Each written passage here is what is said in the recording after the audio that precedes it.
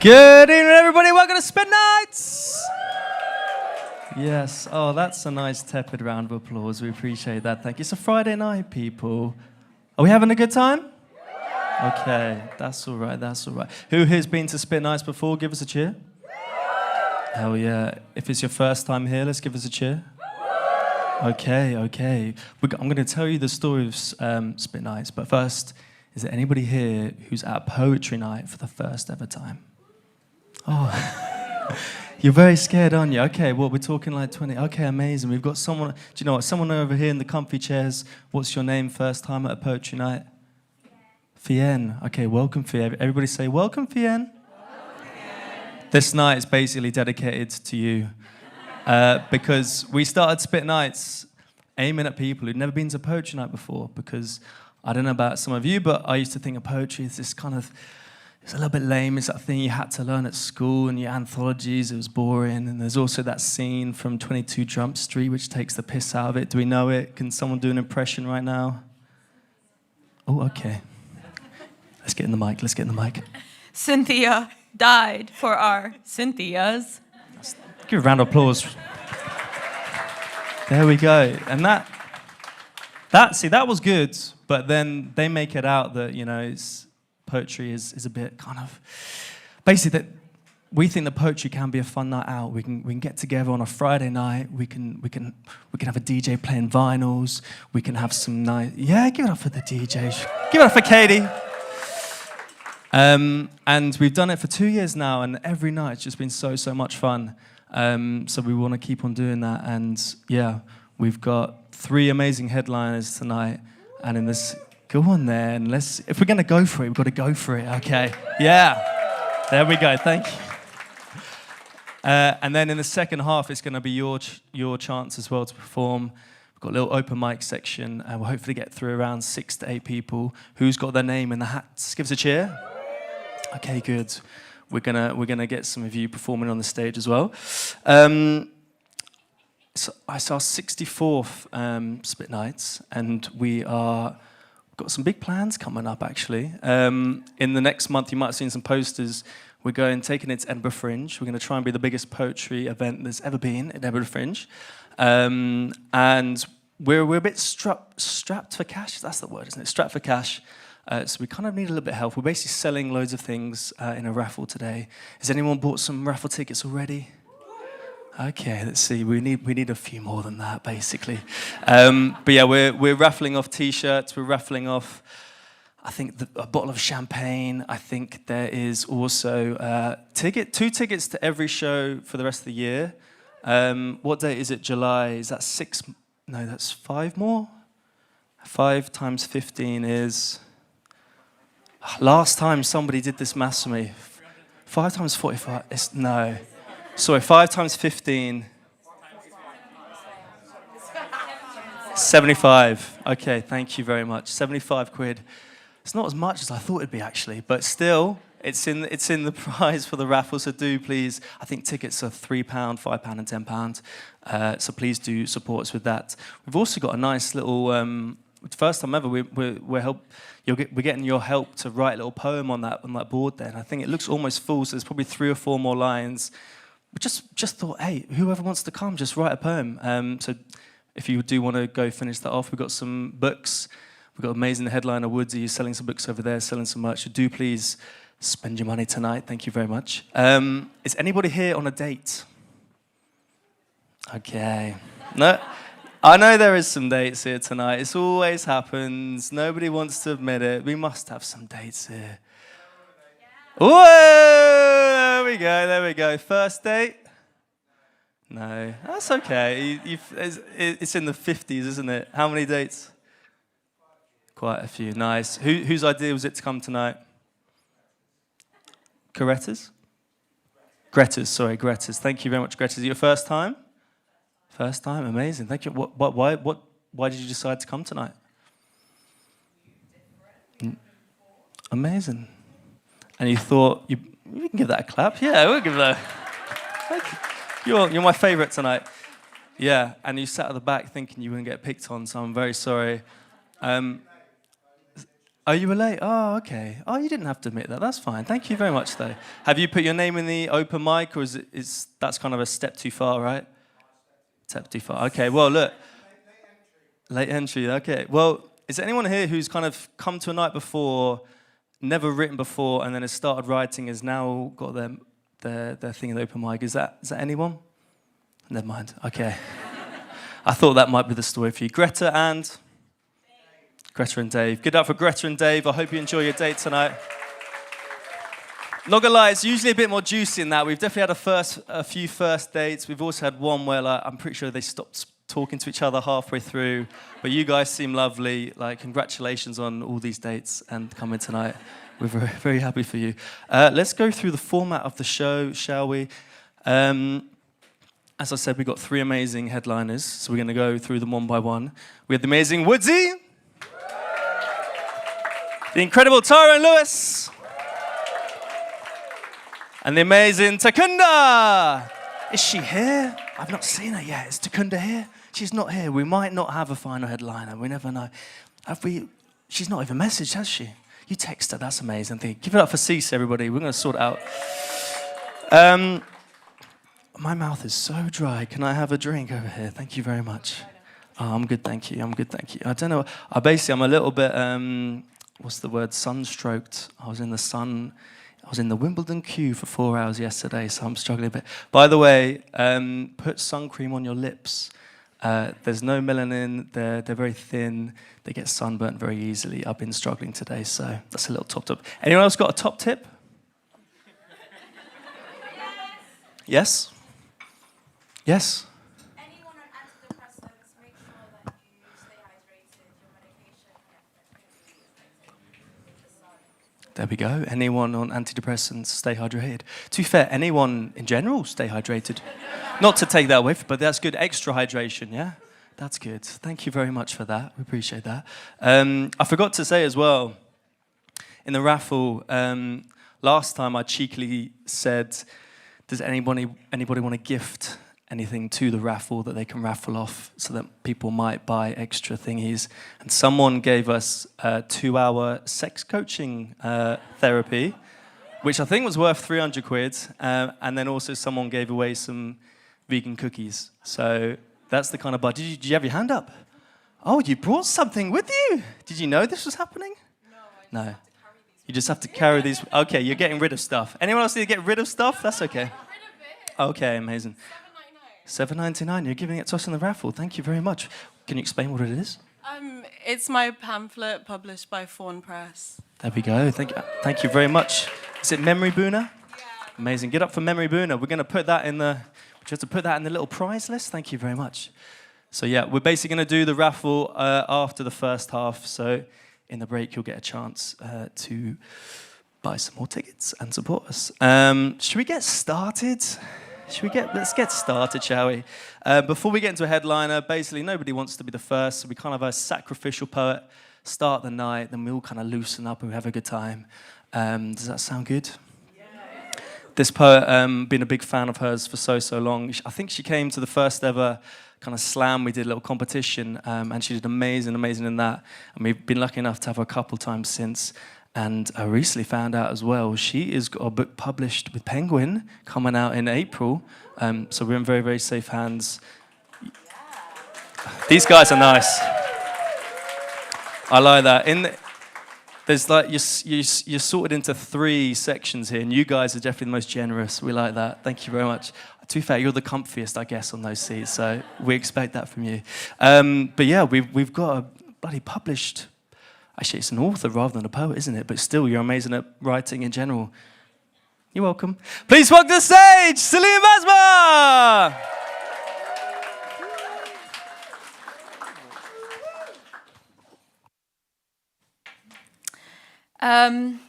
Is anyone here a fan of love poems? Yeah. Well, I'm not very good at them, but this is my rendition of a love poem. I dream of you when I'm awake. Open my eyes and gaze at the trees, thinking only of you whispering to me. I listen to the breeze snake between leaves and imagine your breath against my ear. The moon smiles at me. Reaches arms out so I may find comfort in them, knowing not that I yearn only for the feel of you beneath my limbs. You are the breath that fills my lungs and the blood that blushes my skin. You are penance for every sin. You are all that I am and all I have ever been. I love you. I love you. Your rough corners and smooth edges and the way your name presses against my skull, I love you. You are alive in every sentence. Every lyric, every line, you are his, hers, and mine. You are the shapes that roll from my tongue. You are old as ever and desperately young. You are life, my life. Thick in my veins and light in my heart, I cradle you in my fingers and watch you fall apart. I just watch you slip through. I watch your buildings turn to dust and your people abandon trust in the ones protecting you. I love you and I watch them hurt you. Gut you hollow and bleed you dry. I watch them eat you alive. Devour your spirit while I listen to you cry. I love you in a way that feels insane. With a drive that seems unsafe. With a willingness to die to protect your fate. I love you. All of you. The smell of tobacco that won't go away and the busy streets whose noise never fades. I love your toothless farmers with their smiles and their sheep. I love your quiet villages and the cities that don't sleep. I love your orchards, your farms, the sickly smell of fruit and the safety of your arms. I love the scammers, charging me $50 for a 20-second taxi ride, then dropping it to 10 when they realize I don't come from outside. I love being inside. Being one of them, in on a secret, our quiet little truth, our fountain of youth, our unwavering loyalty to you. I love you with a passion that ignites jealousy, and I know it does, because it's the only way I can explain this cruelty, this bloodthirst, this hunger. They envy us. We take 3 steps forward, and our toes bury in intricate webs of history dating back centuries, and they can't even find a grandparent buried in their earth. My family dates so far back, we were once a tribe. Alive and wild. We built a city out of 5 homes. They wouldn't know this type of love if it punched them in the nose, so they hit you instead. Flatten my village with their cowardly shells, explosives and toys while they watch children yell, smile at their conquests as they shower you with hell and then tell you you were always theirs to begin with. But you see, it's so difficult to hate a thing you pity, and my God, do I pity them. All they know is ownership, invasion. They know not how to embrace, only how to shove. They know everything of taking and nothing of love. They know not how to hold, only how to snatch. They know nothing of what it means to belong to a land. I pity them. They may shackle and burn you, insult and erase you, poison and steal you, but they will never have you because they don't love you. I love you. We love you. You are ours. You have only ever been ours. You will only ever be ours. You are his, hers, and mine, not theirs, never theirs. You cannot be theirs. You cannot belong to something younger, something smaller, something weaker. You are bigger, grander, a middle finger to conquest, a heartbeat against death. I love you. I dream of you when I'm awake.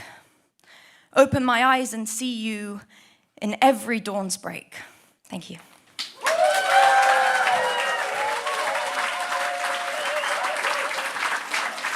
Give it go for Celine Basma! What a way to start. Thank you so much. That is poetry. That is poetry. Where can people get your book in April? Anywhere online. Anywhere online. To be fair, that is ages away. I forgot that we're in... Pre-orders are up in 2 months. Pre-orders up in 2 months. There we go. What's your at? In fact, Bookish with B underscore. Bookish with B underscore. Did anyone get a bookmark on the way in?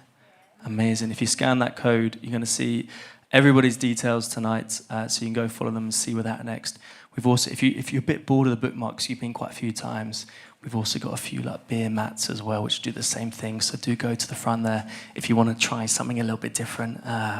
Something I just bought and it was quite fun. So hopefully you guys agree. There's someone's going to say, "Oh, we're live streaming tonight." Give it up for Tyrone, our amazing videographer tonight, and you might see him a little bit. How many people are watching right now, Tyrone? 5. I don't know why you're laughing. I was expecting a bit less, but that's amazing. If you are watching, please do comment in and maybe share and yeah. In fact, if you're here right now, share with your friends. Let's get it up to 10. Let's get it up to 10 people. Amazing. I had one more thing. Oh yes, a few of you are doing it already. At Poetry Night, it's a way of showing our appreciation. A little bit of this. There we go. Okay. Now, first timers, you might be thinking, that's a bit of an ick, isn't it? What's that about? One, it just feels good, okay? Give it some of that, first timers. Let's give it some of that. It feels really nice. There we go, as high as you want. But secondly, it's a nice way of letting the poet on stage know that their words have resonated in some form, that someone in the audience, they feel like they've heard or seen. So it's, instead of clapping, it's a little bit too much, or shouting out, it's a little bit too much. But yeah, it's our way of kind of giving support to the person on stage. If you really like a line, you might go a little bit further. You might say a little something like, there we go. You're ready. You're ready. On three, we're going to say together, okay? 1, 2, 3. Okay, that feels good, doesn't it? Sometimes that's not enough. And we need to come up with a sound just oozes out of us because we're so just engrossed in the words that just come out. We just love it so much that a noise is going to come out of us that we just can't control. And on three, we're going to make up a noise, okay? And it's going to come out of us. So think of your noise right now. I don't know why you're giggling. 1, 2, 3. Yeah, 99% woos. I'm pretty sure there's a few nice little ones in there. But yeah, basically, you're as much part of this as the poets up on stage tonight. So let's just have a good time as a group of people. There's so much bad things going on out in the world out there, and we're here for a lovely time to support each other. Does that sound good? Yeah. Amazing. Well, let's get on to our first headliner. This guy is one of the biggest names on the London scene at the moment. In fact, for the last probably, I'm going to say 10 years, I'm not even too sure. He was born on World Poetry Day. That's how you know he's going to be good. But he's appeared on Sky Sports. He's opened up for John Cooper Clarke, performed at Wembley Arena. He's got his own night as well called Writer's Block. I'm sure he'll tell you more about that. He does a lot of workshops with schools. So he's really, really ingrained in the community. He was even part of a BAFTA award-winning TV show, Life and Rhymes, back a few years ago, which beat Anton Deck, I believe. So you're in safe hands tonight, so please give a warm welcome for Woodsy! Keep it going, keep it going!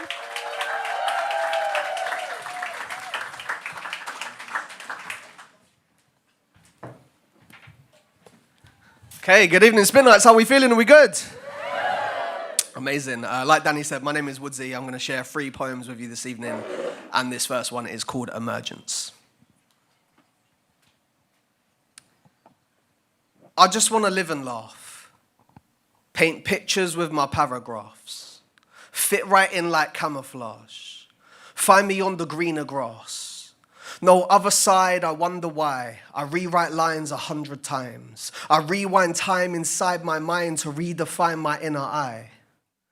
I lost myself a while back. Funny now I smile at. A younger me, no dungarees, was hungry for lunch and treats. Now I want 100 trees, a bunch of seeds and space to breathe. A piece of peace inside of me, no BFG can read my dreams. But we just hit the road, doll. It's getting kind of cold, doll. Warm up the mic, absorb the light. I'm born to fly, I'm airborne. This is not my final transformation, but a rare form. Phone's always on flight mode, I guess that's always their call. I'm missing and declining. The system's undermining all the poets and the wordsmiths. The herds ain't heard our verses, so rehearse the words and learn this. Turn my verbs and burn the worst bits. Burnt lips, verse this. My notebook's like a furnace, all the heat that I've been birthing. It's about time that I surfaced. Catch a wave and then I'll surf it. I deserve it. I've been working on myself and how I'm feeling. Focusing my breathing. Coping, I've been dreaming, I've been searching for the reasons why my self-doubt's like a ceiling made of glass and my arms bleeding. See, my heart is on my sleeve, but you can't read the signs I'm feeling. I was healing like I wasn't sick. Always been an optimist. Yeah, been through a lot of shit. The truth hurts if I'm honest. This is me. Just searching for the light, flirting with a mic. Felt like I was drowning, now I'm sounding like I'm fine. Couldn't find myself for hours, going round inside my mind. Acceptance of reflection really mirrors with the times. In the eye of the beholder, I was showed that love is blind. It's all right to cry sometimes and show the world you're hurting. It's all right to hide sometimes and stay behind the curtains. because nobody is perfect. So do what you enjoy. I just want to hear you now smiling with your voice. Be expressive with your words, learning lessons from the noise instead of waiting for your turn, earn some blessings and rejoice. Because this is what I live for. Poets puzzle people, picking pieces from a jigsaw. I'm about to pitch my goals, I'm hoping for a big score. Find me in my happy place, I navigate through big storms, brainstorming hurricanes, rain falling, I'ma take what is mine, and when I shine, I stay aligned and gravitate my greatness. I made this writing lyrics on a late shift, creating waves to make these wages, pave the way to play on stages. I've got friends all on my playlist, making waves, I pray we make it, be the change to make a statement, no more waiting, saving all these words up on my iNotes, writing verses with my eyes closed. I know my flow's now worth some recognition. Isn't it ironic 2020 messed the vision? Yeah, I stopped and could have lost myself. My socials feel all distant. Now it's different. Wishing on some stars so I can start to make a difference. Haven't made it far, but I know art can go the distance. Blisters on my fingers from the things that I've been printing. I've been overthinking thoughts, overthinking more. Now I'm sure this overthinking led to lingering on thoughts. Of course it's gonna happen. On course for applause and a tour and some balance. Getting bored of games, I've been searching for the ladders. Stay away from snakes, the fakes, and most rappers went from being overlooked to getting booked to new chapters. Never trusted actors or an agency. What's left of the matrix, they're all agents. See, and none of this exists. But I would say tonight has been pending. I've been feeling penned in. No more depending, like look at what my pen did. Working independent. My pen, expensive. Penny for your thoughts, my pen went and spent it. Splendid. Colder than a penguin. My pen's got a pen win for the paintings, attempted suspension. I just want a pen for my pension. Just pen it in and cover my expenses. Pensive. Pen still. Sharpen my pencils. Penetrating pages, stupendously outrageous. I don't need a pen pal, dependent on my pen now, fouler than a penalty. Heard it's just my pen and me. Give me your behind bars, that's a penitentiary. My pen's got me pen up until I'm in a penthouse, never having penned out, even when I'm penned out. Penetration like they felt tips. My pen, overly stupendous. Parcel tongue to the serpents. Doubting again, I'll just drink from the ink, I've got a fountain pen. No, you can't test me, let alone mark me. My pen's forever sharper than a Sharpie. I said, this has been pending. I've been feeling penned in. No more depending, like, look at what my pen did. Thank you.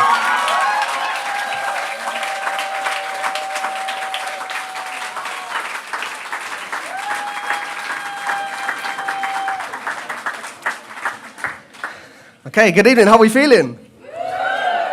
Amazing. You guys have been an amazing audience for that first poem. So today I also have some copies of my book with me. I released this book just over 2 years ago, and the next poem I'm going to perform actually led me to having David Attenborough get gifted this as a Christmas present, which is just crazy to think of. And I said to the person who bought it, I was like, if you ever get a chance to get him to just voice note me one line of it, my life will be complete. Hasn't happened yet, but there's still time. So fingers crossed that happens. And this poem I originally performed as a TED Talk in Brighton 3 years ago. And it is all about global warming and Mother Nature. The poem is called Dear Mum.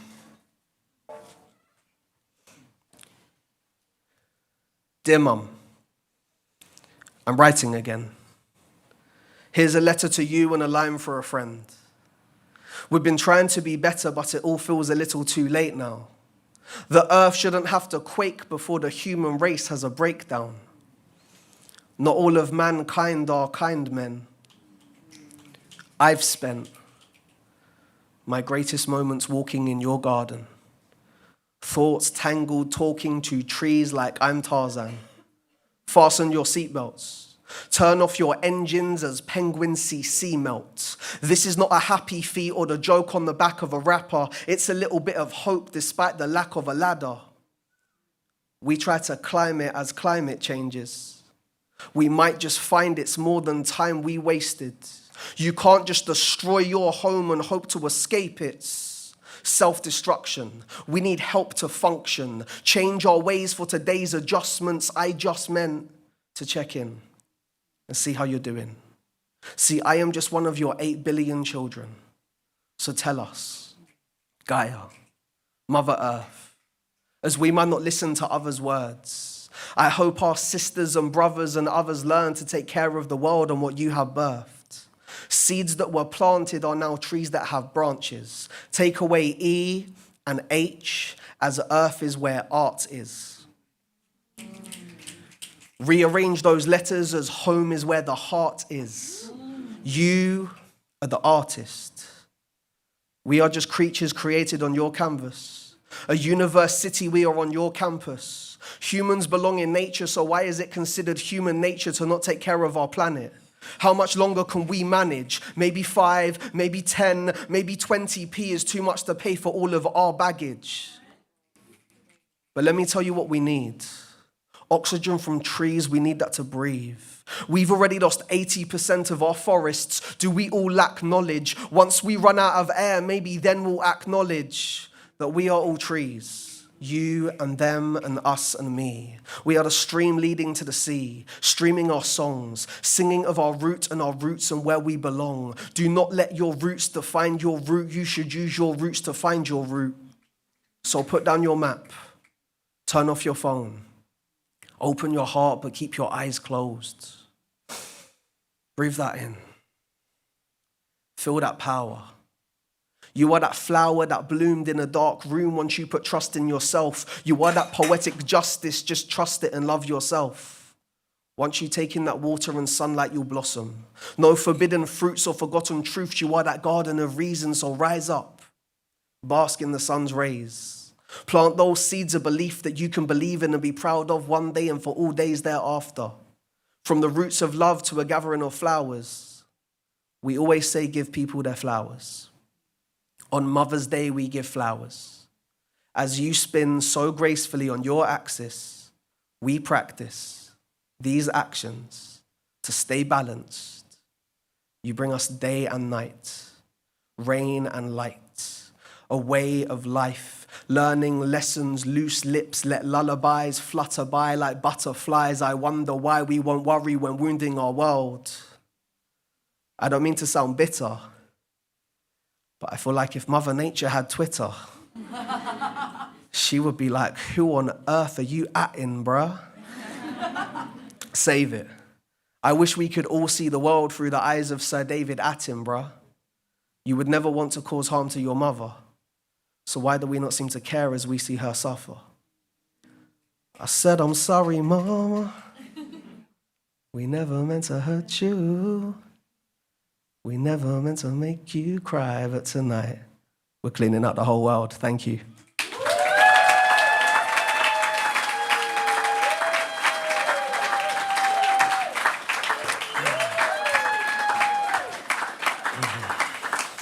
Thank you. Okay, I got one more poem for you before. Oh, thanks. That was really nice. Yeah. If you want to see more of what I do, because there was an R, you can find me on social media. Just type WOODZY. You'll be able to find me. I'm also going to be sat at the back throughout the whole evening, so come and say hi. I have some of my books with me, and I also teach at the first ever Hip Hop Academy in London, which is based in Stratford at Sadler's Wells. It started in September, and we're taking on a new cohort for next September. Students are aged 16 to 19. So if you know any young people that want to get involved in hip hop, they learn the 7 elements of hip hop, and I am their MC specialist teacher. It was mad to put on my LinkedIn MC specialist. I never thought that would be something that I put on my LinkedIn. Cool. This is going to be my last poem. I've been struggling with which one to do, so I'm going to ask a question, and if the question, I'm going to decide on it via what you guys give me. So, are there any 90s babies in the room? Okay, that's the poem I'm doing. I said that at an event the other day and there was one woo. And I was like, oh shit. Either I'm getting too old or I'm too young. I don't know what it is. Cool. Yeah, in this poem, what I'd like you to do, if you hear anything that was like the staple of your childhood, I want you to make noise for it. So you can do clicks, you can do ums, like Danny said, you can do some woos, but basically if I say something, you're like, that was your thing, I want you to represent it in this poem, okay? So this is the time, usually at poetry shows you have to be quiet, but I'm giving you the opportunity to come out a little bit and not be very introverted. If you are an introvert, it's fine, but try and represent your thing. And yeah, this poem is called 90s Baby. I was born in 1994. That's a good start, no one booed me. But if I shaved off my beard, you'd probably think I was born in the 2000s or maybe just before. See, back in the 90s, for me, everything was easy. From reading Biff and Chip at school to going home and watching Recess on my TV. I was so into Pokemon, I literally thought that I was Ash. In my head, I looked like a mixture of him and TJ Detweiler when I turned my hat to the back. I remember playing Spyro and Crash before my PlayStation crashed. You remember that moment when the symbol came up, it hadn't actually frozen, when your hardest decision is which starter Pokemon you should have chosen? I remember watching Hey Arnold and Art Attack. Most of these things you probably find in a 90s Baby starter pack, like Beyblades and Crazy Bones. From wanting to own your own treehouse to having walkie-talkie radios, like going out for bike rides or having jumpers as goalposts, those shoes with the wheels and the heels. Heelys, I never had them, but wish that I owned those. Where the hell is Wally? I haven't seen him since going food shopping with my parents and sneaking turkey Twizzlers in the trolley. No, but fuck Jamie Oliver. Where the hell is Wally? I haven't seen him since going food shopping with my parents and sneaking Sunny Delight inside the trolley. From playing Wembley doubles to headers and volleys. If I was to put on a blue hat right now, I'd literally look like the real life version of Noddy. But honestly, Scooby-Doo was always onto some relevant shit, because it was always the human beings dressed up as the monsters doing all of the terrible things. If they were to make a new episode today, I can almost definitely say Jinkies, because under the mask you find Donald Trump saying, I would have gotten away with your tooth if it weren't for that dumb diagnosed meddling kids. I ain't telling no fibs. That's So Raven and Lizzie McGuire was really my shit. But more so, I felt for Gordo because he was in the friend zone before we even knew what that is. Sorry, knew what that was. Now, because I'm doing poetry, I've got to try and be a bit more grammatically correct, unlike them when I'd say stuff like BRB or soz I, G2G, cause I got to go and update my top friends on Bebo.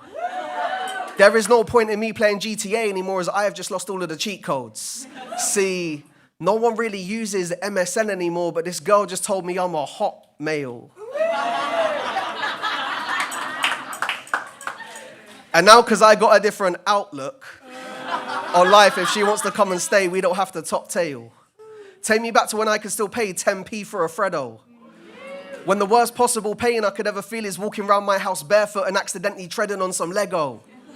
I used to bang out Busted and S Club 7 so much like I was in some European rave dancing to techno, but maybe I was just reaching for the stars from the get-go, because I would have these glow-in-the-dark stars on my ceiling. I'd look up at them every night before I drift off.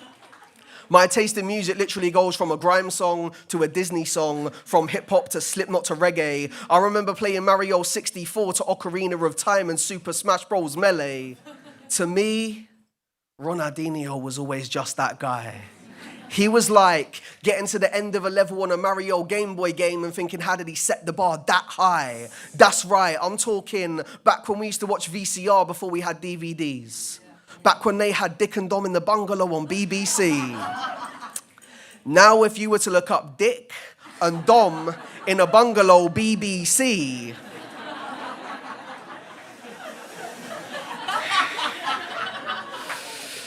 please be careful the results that come up in your HTTP. I remember buying my first CD from HMV to watching hours of DBZ up on my TV screen. Please don't scream. That's what my mum would say to me and my friends when we were saying who could shout out bogeys the loudest. I don't think I remember a more epic moment than Vegeta saying it's over 9,000. I was the proudest when I went to get my first pair of Total 90 trainers. I remember going to get them on the weekend and walking into school on Monday like I was actually famous. I felt like Harry Potter when he rolled that first Nimbus 2000. Like Goku when he rolled that first Nimbus Cloud, or the first time that Mario defeated Bowser. It was like when I got that first Just Do It bag. My friend had that new End Up song on his Sony Ericsson Walkman phone. I was like, yo, can you please Bluetooth that? I remember putting 101 viruses on my computer from using LimeWire and RuneScape, and kids today don't know those things. I know you felt so cool when you set your BBM status to Slee Don't Ping. I feel sorry for Stacey because all we ever did was sing that song about her mother. I remember the last couple minutes on the last day of term before that amazing 6 weeks of summer. All of these things will stay with me probably forever. Back in the 90s and the early 2000s when things were just that little bit better. SpitNights, thank you so much for having me. Enjoy the rest of your evening. Thank you, thank you, thank you.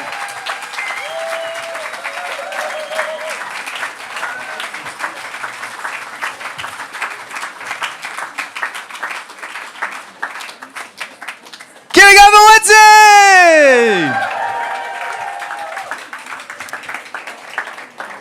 Man, it felt good just being in the audience. I can't imagine how good it feels after every line, hearing a woo. Like, I was there looking at you being like, I'll never be him. I'll never get that. I'll never get a woo after everything I say.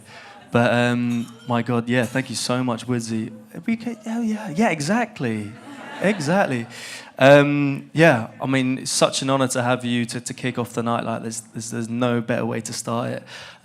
Especially, I love the fact as well that usually it kind of takes the second half for the crowd to get really into it, but there was so much of this, there's so much wooing already. At one point, there was so many clicks, I thought someone stole a line bike. Thank you, okay. Let's feels good to get that out. Maybe I will be him. Wow, yeah. Are we ready for our second headliner? This guy, you can verify my notes. It just says backbone of the local community, London community. Because one, I didn't spend enough time to actually get some notes to write about you. But two, that is generally all you need to know. Like, I think he's been on the scene for about 20 years. Anyone who's been to a London Poetry Night will have seen this guy either behind the camera or performing and know that he's just the most loveliest person on stage and off it. We're so grateful to have you. We'd be nowhere near where we are right now without him. And it's so easy to forget what an amazing, talented performer he is. And so I'm sorry it's taken 2 years to kind of give you this headline slot. But I'm so looking forward to having you. So please give a warm welcome to the amazing Tyrone Lewis!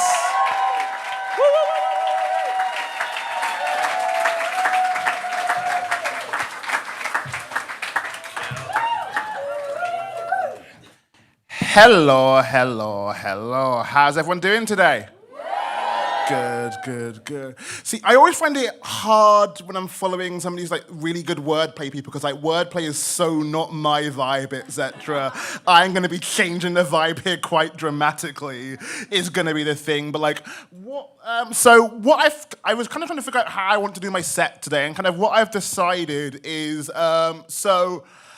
I next year am gonna have my 3rd book of poetry out. So as a kind of, just because that's happening, I might as well do, if I'm doing essentially 3 poems, I can do 1 poem per book, basically, and kind of show you the kind of thing I do. I'm saying 1 poem per book. I am very aware of what Danny's asked in terms of the whole, like, how long my set is going to be. Technically, I'm going to be doing 4 poems. I know, I'm a cheeky little bastard. But that's also because, like, this first one here, and, like, make some noise if you're a writer in the room. Who here enjoys writing titles? No. There you go. For context as well, my first book of poetry was called Blackish. My second book of poetry was called Too Black, Too Furious. And my upcoming book of poetry is going to be called Orphan Black. And I think for like kind of full disclosure, here are the totally legitimate, my rejected book titles that I also had as well. Blackish 2, The Streets. Blackish, The Squeakquel. Blackish Returns. Blackish XXL. Blackish Civil War. Blackish Beyond the Blackverse. Blackish The Secrets of the Nig. Blackish With a Vengeance. Blackish Revenge of the Black. Return of the Black. The Empire Strikes Black. Blackish and the Prisoner of Blackscaban. Black in the Habit. Black to the Future, The Black Knight Returns, The Black Ultimatum, The Search for Black, Black to the Hood, The Good, The Black, and the Ugly, Black to Basics. It's all coming black to me now. We are never getting black together. Blackstreet's black, all right? Black for good. Black by popular demand. Thank you.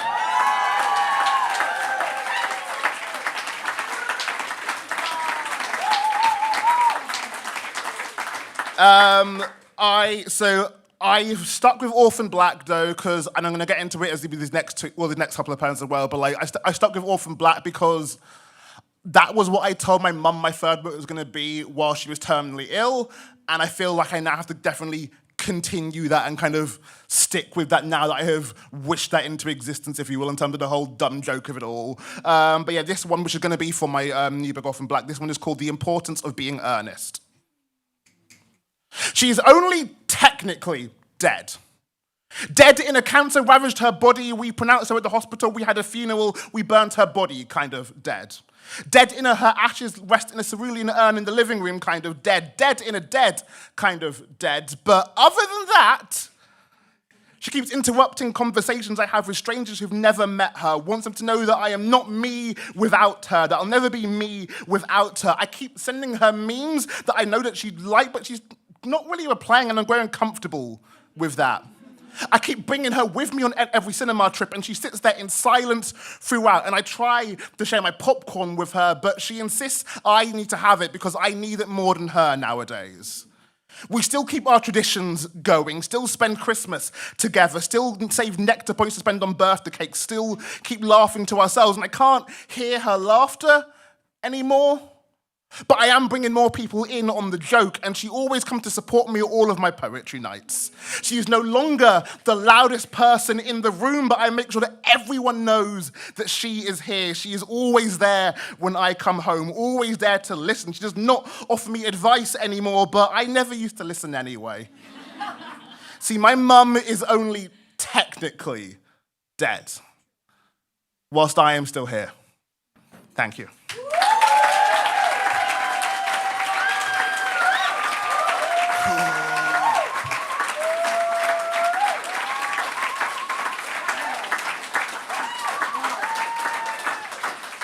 Okay, we're doing title poem. So I've got copies of Too Black, Too Furious with me. You can buy them. Yeah, cool. I'm going to do the title poem because why the fuck not? That's kind of how promo works sometimes. Cool. Yeah, this one's called Too Black, Too Furious. That's how... See, I'm doing an intro stuff. I'm talking as if there's going to be intro in the poem. And like, the poem will speak for itself. I'm just filling in the gap whilst I'm looking for the page. That's how it works. See, professional. Cool. This poem is so black, it was being racially profiled before I even wrote it. This poem was being overlooked for jobs despite having all the relevant qualifications and experience, and this poem is pretty for a black poem. This poem has curves and an arse, and this poem is so black it has cornrows and dreadlocks and an afro and extensions and a weave, and this poem exclusively eats jerk chicken and plantain and just drinks orange soda and rum and ginger beer, and this poem is so black a police officer murdered it on video. This poem is so black it comes from the country of Africa. This poem is so black it comes from the country of the Caribbean. This poem is so black its middle name is the N-word. This poem is so black that we can't pronounce its real name, so we're just going to call it Kevin. And this poem is so black Scarlett Johansson was to play it in a biopic. This poem loves anime, specifically Naruto and Dragon Ball Z. And this poem's favorite superhero film is Black Panther, and everyone mentions Get Out to this poem. This poem is so black, a police officer murdered it on video and now it is trending on Twitter. And this poem is so black, people are surprised it likes country music. Because this poem can play bass. This poem is good at sprinting. This poem is good at basketball. This poem is good at long distance running, and this poem can't swim. This poem is so black, its dad left it. This poem is angry. This poem is mad. This poem is a thug. This poem used to be in a gang, and this poem always carries a knife with it. This poem is so black, it keeps being asked to be that one black poem in a set. This poem makes most of its money during Black History Month, and this poem is so black, a police officer murdered it on video, and now it is trending, and now people are protesting, and this poem is so black it was killed before it could.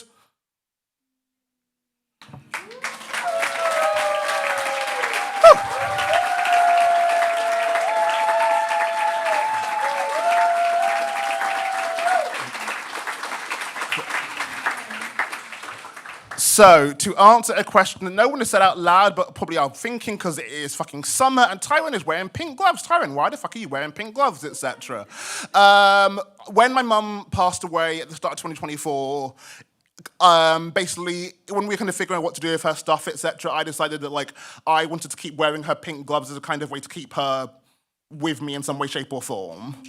And doing this feature now is such a wonderfully weird and surreal one. On the main side of it, my mum's birthday would have been on Wednesday. So it would have been my mum's birthday July 1st, but she would have turned 63. And I feel that, like, I'm in a whole thinking of mum vibe right now. What makes it so much weirder and intense, and sorry for dumping shit on you right now. We're gonna get into poetry, it's gonna be fine to some degree, but, like, bear with me on this, go with me. I need to get this out there, so thank you for being here with me for this. But, like, this past fortnight has been a fucker. My mum was adopted into a white family in Norwich when she was born, so I've always had a weird connection with my family. And in staying in touch with them, trying to keep a connection with them, I was back there for a festival 2 weeks ago, and, like, the night before I went up there, I got a WhatsApp saying that my aunt Chris had a major stroke and heart attack, and now is on life support. She is now recovering a little bit, but her partner, Les, who had dementia, passed away on the Monday when I came back from the festival. And when they were in our family Facebook group talking about what's happening with the funeral, etc., my cousin Sarah said that her sister, my cousin Emma, was run over by a car and is doing okay after surgery, but, like, a lot of shit is going on right now. So family is a big one for me, and especially with my mum stuff and the whole birthday thing recently. I've been thinking a lot about that, and I kind of like to bring her with me to all these poetry and all these events, etc. So this one's about me and my mum. She taught me sarcasm before she taught me how to walk. Made sure I knew I was a Tottenham fan before I knew my times table, and she showed me Star Wars before she showed me how to dress. And my mother has a TARDIS heart. It may not look like much on the outside, but best believe it is big on the inside. And I have been lost. Done all of its hallways for all of space and time, but still keep finding new doors to explore. And I am sorry, Falcor, but her love is more never-ending than your story. It's more unbreakable than your movie, M. Night, and it is serving more realness than any look I have seen served on the main stage of RuPaul's Drag Race. And yes, that does include you, Simone and Bimini. I mean, you could be easily formed to thinking that her heart has never been broken.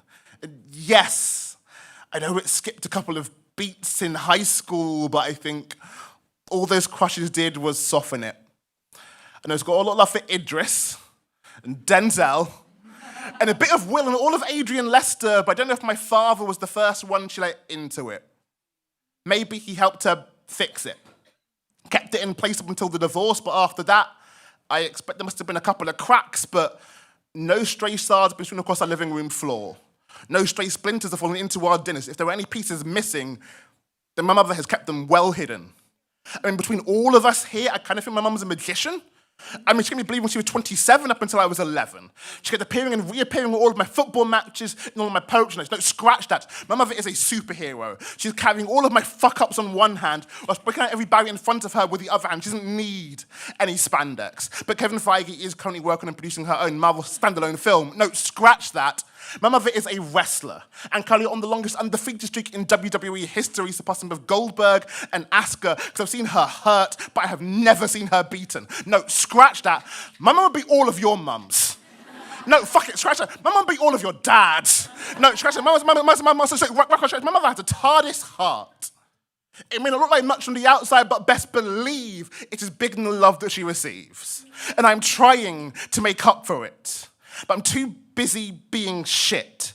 I keep spending my nights swimming in Stella instead of coming home to her. I keep trying to buy smiles, ignoring the one that she gives me for free, and I keep fucking up my life knowing or thinking she'll always have to clean up after me.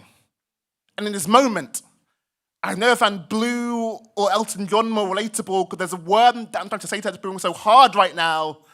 So instead, here's this poem. This was for me and my mum. Thank you so much.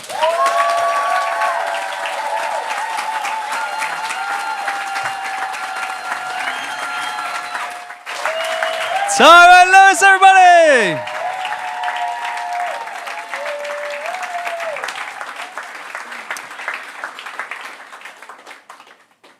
I feel like that is how you do a poetry set, isn't it? Like starting off just making people laugh after every single line and then talking so eloquently about grief, and I saw so many kind of tears on people's faces and then bringing it back as well. So beautifully. I'm in awe of you. It's such an honor to have you just part of our nights, but to have you on stage as well and come to life here, that was so beautiful, Tyron. How many views are we on now, by the way? Because if it's less than 5, okay, I was going to say, we wouldn't have you back if it went down, but we're on 7 now. That's amazing. And such a humble guy and done so much for the poetry community. There's so many times I see videos which are obviously recorded by you and they've just not bothered to credit you. And you're just like, that's okay, you know, it's going to a good place, there's supporting them. And yeah, just like, there's so many poets' lives I think you've changed for the better. So thank you so much, not just for tonight, but in general.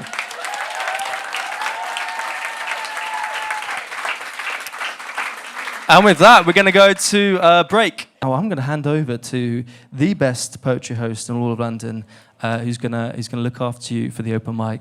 So please welcome to the stage the amazing Sam Thompson.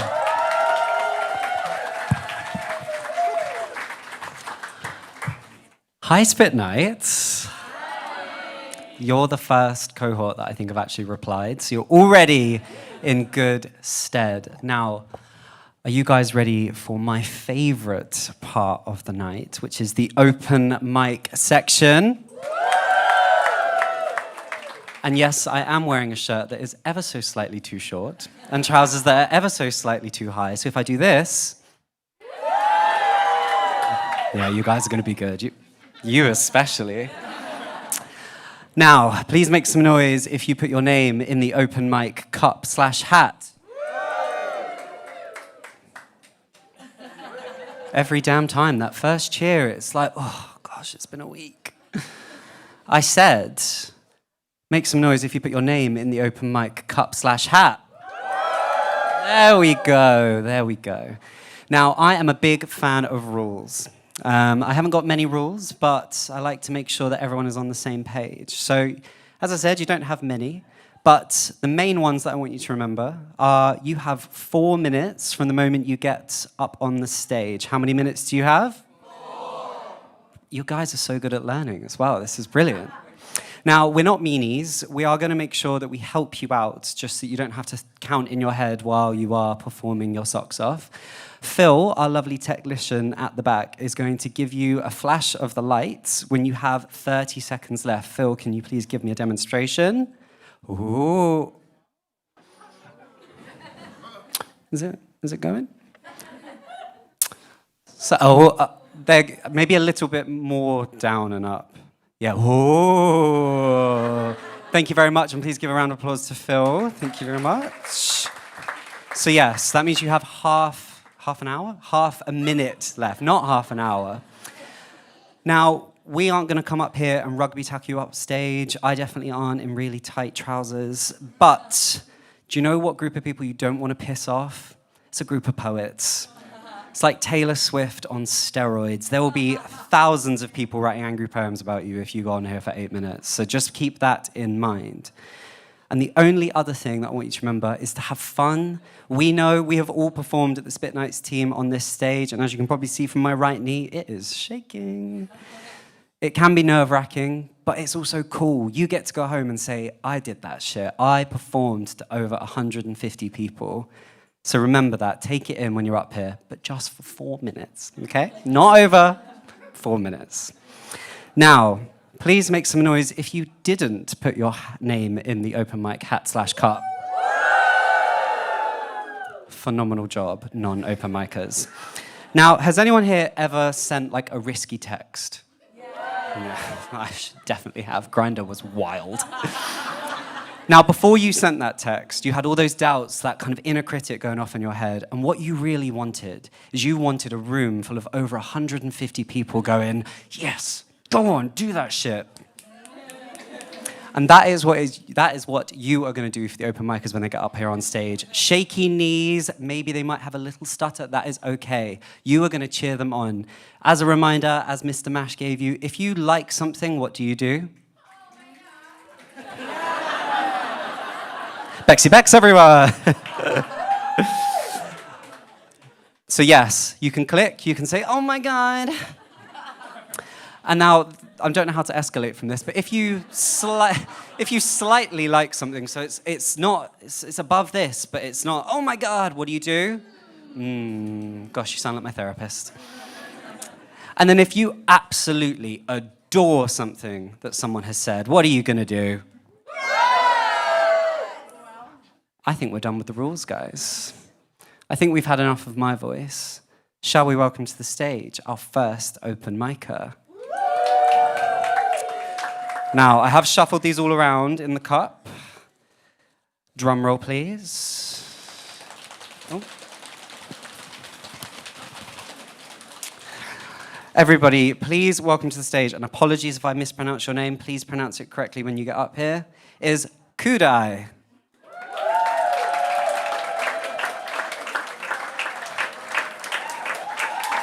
Oh, keep it going.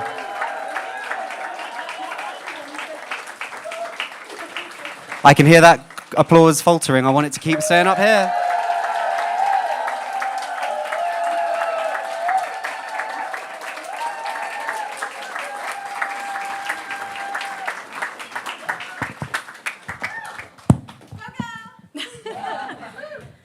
Thank you. Yeah, definitely feel like I sent a risky text. And yeah, halfway through the show, I was like, can I fish my name out of that cup? No, you can't. Sorry. So yeah, like Tyrone said earlier, I'm really bad with titles, so this is tentatively titled, Tomorrow, Some Days Will Leave You Behind. It is imperative that you let them. There are days that will run away from you. Athletic days, lycra clad with unattainable personal bests. There is no use in racing after them. Whatever accomplishments or clusters of promise, of productivity, of joy, of rising energy levels you think they may have stolen is fool's gold. These days will leave you panting. Dizzy, disoriented, breathless, they'll leave you behind, coughing in a dust cloud of defeat, your best laid plans a ragged bindle hanging over your slumping shoulder. There is no use in hunting these days like a dog out for blood. The chase is a chicken bone, a splintering obstruction. Stop. Catch your breath. Gather the scattered selves you drop distractedly in your blind pursuit. Lengthen your spine. Wipe the sweat from your eyes. Lick the salt from its sting on your lips. Take a moment to savor the taste.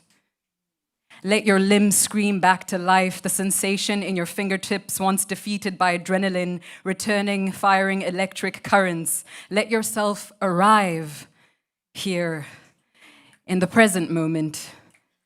Lift your gaze, marvel at the beauty that the runaway days have left in their wake. Tilt your head back, watch as time flutters in the wind, smell the air.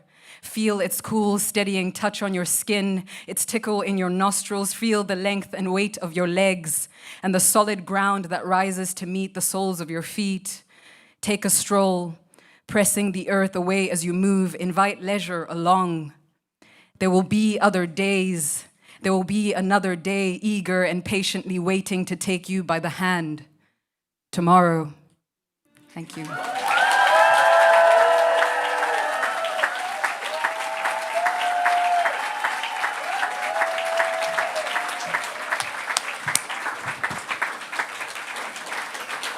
How do you come up here as the first person and set the bar up here?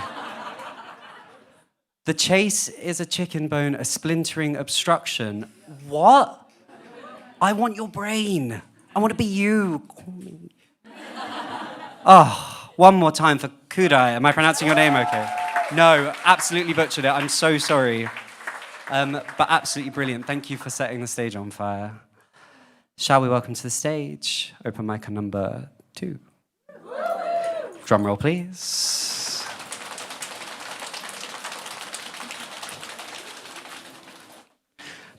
Please welcome to the stage, Kath.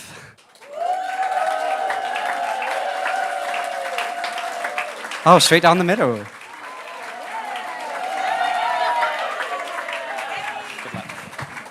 Oh, I didn't know if I'd get selected, so here we go. Compose myself. So I wrote this on a plane recently because I forgot to download things to watch. So I started to think about that my life was like always on a list. So I'm just going to read this. To-do lists come and go, but they exist daily. They're a beautiful group of ticked, crossed, lingering, disappearing little, sometimes big acts of tasks. Do this, do that, don't do this, try and do more of that. They're beautiful because they calm my brain's chaotic filing system that becomes out of sync with the relaxation department. Learning to live off lists without it feeling like an endless scribe or an overwhelming sense of ticking and crossing off is like taking off your stabilizers for the first time without losing your balance. My lists exist daily. Shopping, things to do personally, things to do professionally, reminders. Ironically, the list goes on. I wonder if I'll ever meet someone who has a list with me on it one day. Hopefully, I don't tick them off. Now, I have a bit of time left. Is it okay if I say one more? This is a bit vulnerable, and so I was a bit nervous about saying it. Woo! She's being authentic. Right, so, right, I'm going to give this a go. If you can relate to it, I'm sorry, and yeah. So this is called Us. How does manipulation turn into regularity? You, me, us, longing for trust. I'm alone now, but still tied. Tied to the endless lies and tears that I still cry. We were solid as blue waters. You were the captain, and I wasn't even on board. What happens when control becomes the norm? You, me, us, searching for mutual respect. I am untied now, but still alone. That's it. Thank you.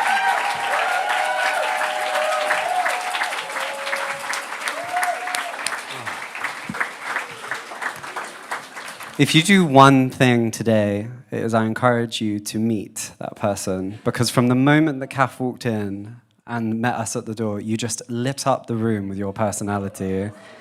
And it makes me disgusted to hear that someone made you feel like you were not the captain of your own ship. So, boo them.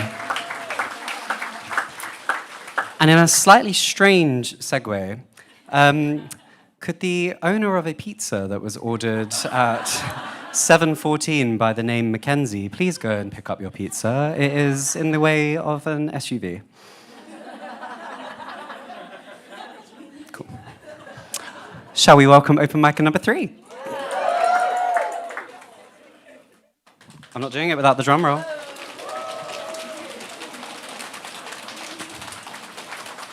Please welcome to the stage, Georgie Simpson. Keep it up here.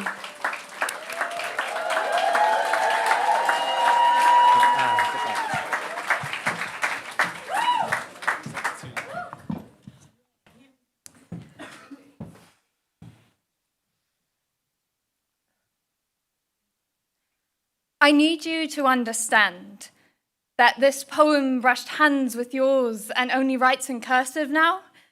See, it got a good morning text and flooded east in giggles and sighs that matched the sunrise. It could best be described as a custard Danish with powdered sugar on top, that is to say, so sweet it makes your tongue melt and your teeth rot. It is polished, it is polite, it asks you over tonight.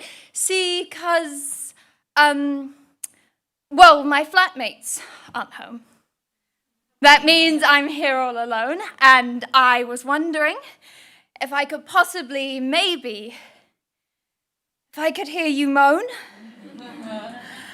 See, I am asking for a grunt or a groan, an ugh or an oof, even an oh my God will do. See, I just need it to be true. These words are so revealing, I feel as though you can see through my skin to the blood and bones that lie beating beneath. I am a perfectionist, a people pleaser, a purple people eater. I thrive off validation.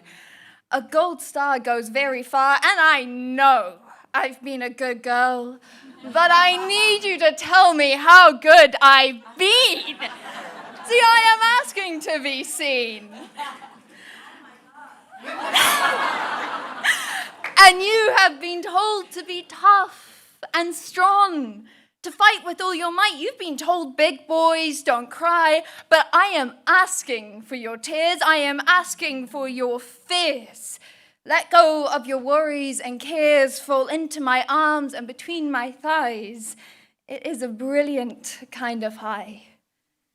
Scream to the clouds if you feel full with pride, or whisper in my ear if you're a little shy. I'm not looking for that porn star kind of fly. See, I may be a good actor, but I am a terrible lie.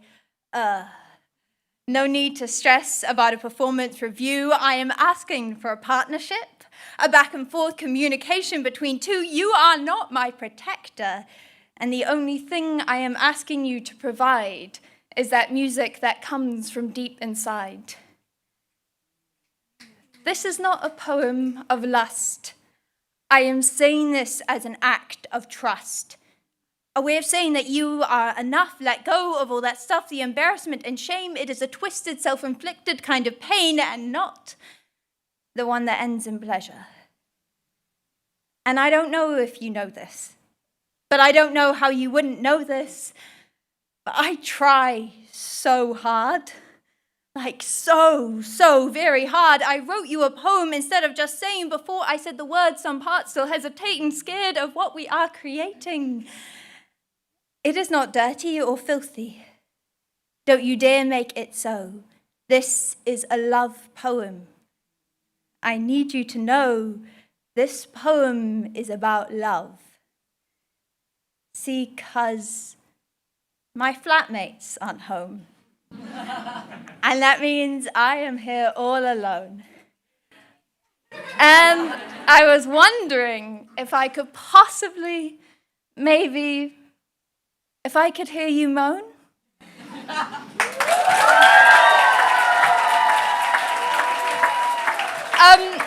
Very quick plug, if anyone's going to Camden or Edinburgh Fringe, I'm taking a show, it's called Julie Baby. It's going to be sick, please come along. Thank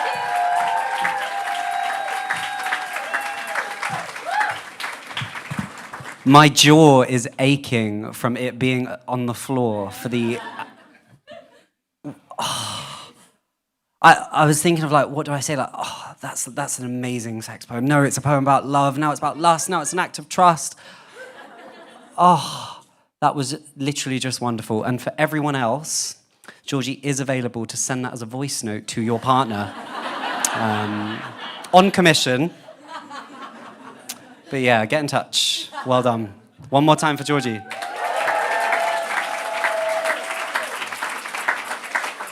And straight into a drum roll, please. Your hands aren't hurting yet. I can see some of you roll your eyes as I say it, don't you? Thank you, Cece, the wonderful Cece. Please welcome to the stage, Anna Robinson.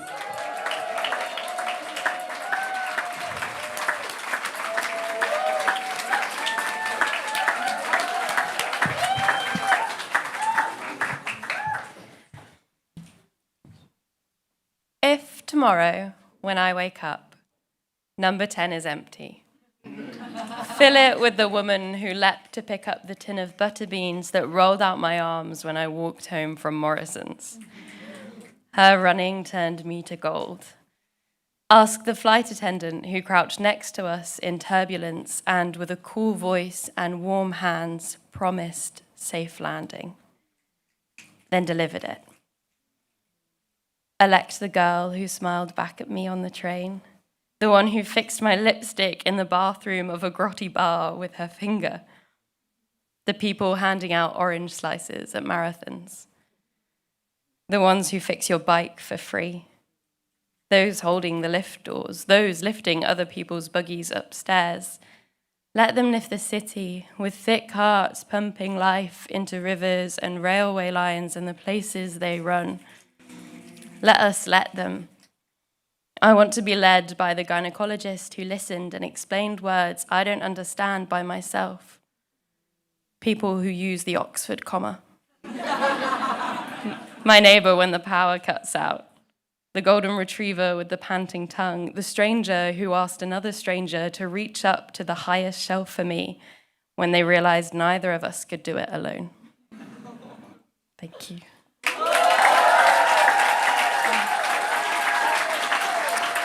I like to write about nice things.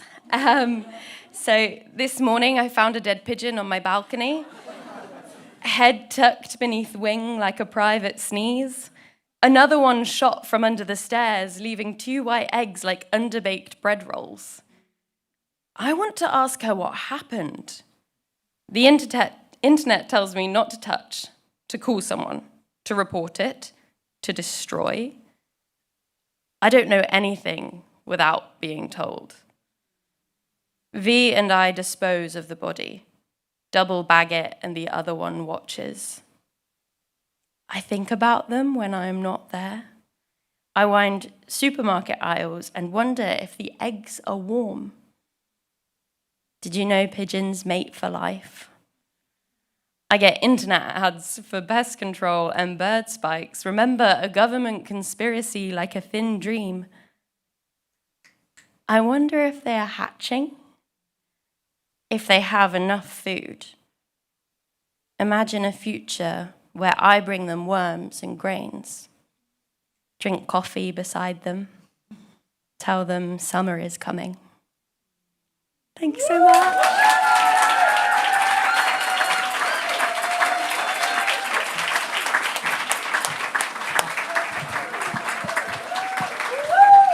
I think the way you captivate a room full of people is to say, if number 10 were empty tomorrow.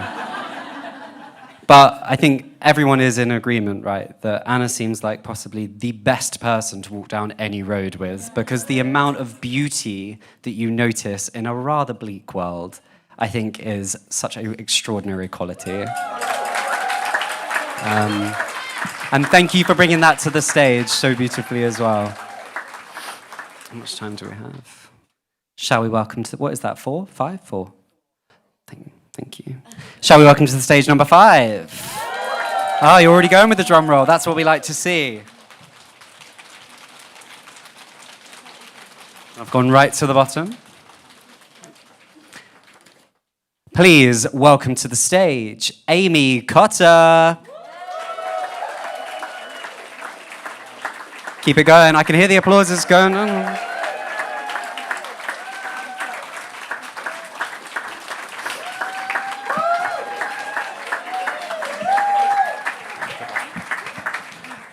Thank you. I'm tall. Hello.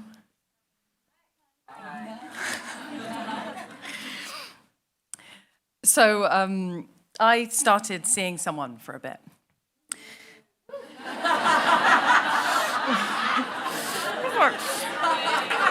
It wasn't serious or anything. That was the point of it, I think.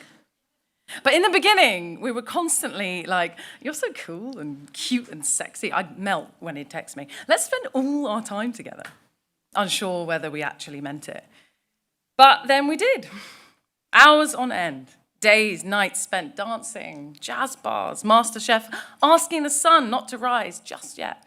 basking in the glow of someone you feel you've known for years, but have actually only just met.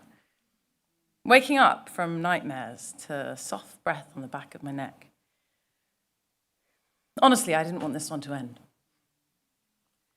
One night, we're laying in bed, our legs entwined, his hand softly resting on my hip, mine gliding through his hair like Arian's dolphin, his lips the most perfect Cupid's bow, his eyes hazy but focused on me. He kisses the tip of my nose. You know what it's like to be held and seen beneath a gaze like that. However unwise the match might be, it wasn't lost on me, the reality of casual, a fate already sealed, but we'd agreed. But this night felt different. The air was hopeful, hushed, waiting for one of us to speak the words, to invite the feelings out of hiding. Someone must, at last he does. I just don't want to fall in love, he says. I'm moving to Sydney in a month or so. Oh, yeah, I've forgotten that bit. And I'm heading back to the UK too soon-ish.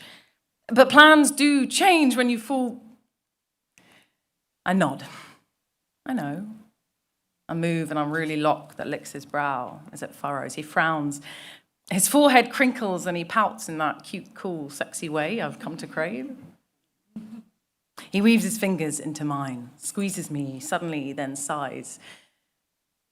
Me neither. I lie and bite my lip because I know he likes it, wondering if it's a silly idea to ask him why. Because feelings sometimes, I think, defy logic and reason. And I wasn't in love with the guy, but I could have been.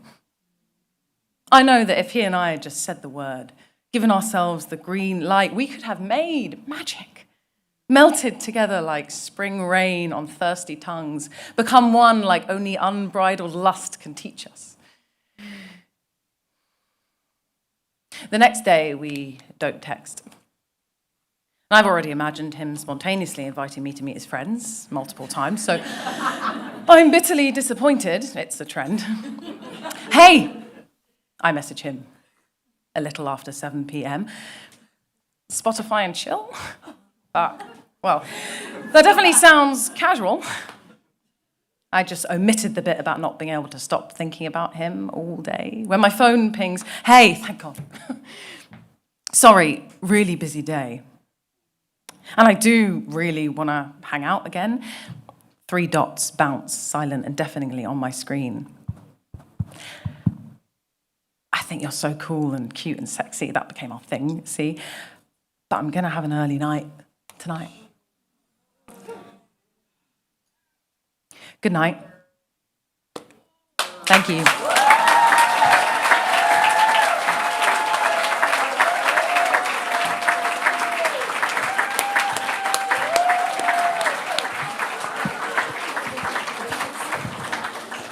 I feel like that was one of those poems where the entire world just gets smaller and it just feels like it's just you reading to, well, it felt like just me, sorry about you guys, but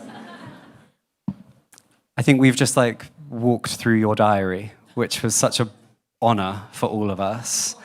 And if you can write something so beautiful, I keep using that word, sorry, I'm trying to synonym it, but if you can write something so beautiful about something so heartbreaking, we cannot wait to hear when you come back and you write about someone that deserves you.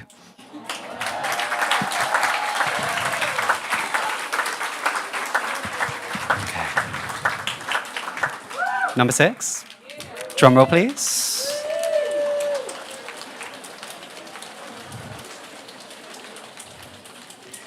Please welcome to the stage, and possibly the biggest handwriting I've ever seen, Ahmed.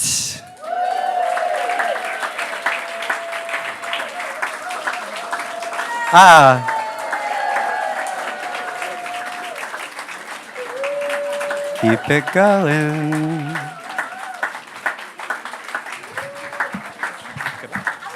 Good luck.